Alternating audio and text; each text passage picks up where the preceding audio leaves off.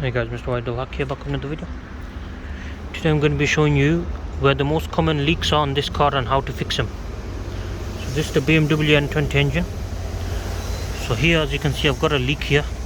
So where that's coming from is right there in the corner there, can you see? Just there. So that's your rocker cover. So you need to change the rocker cover and the gasket. So that's one source of a leak. So as you can see, it's dripping onto the turbo and you get splashbacks over here and all the way into them pipes.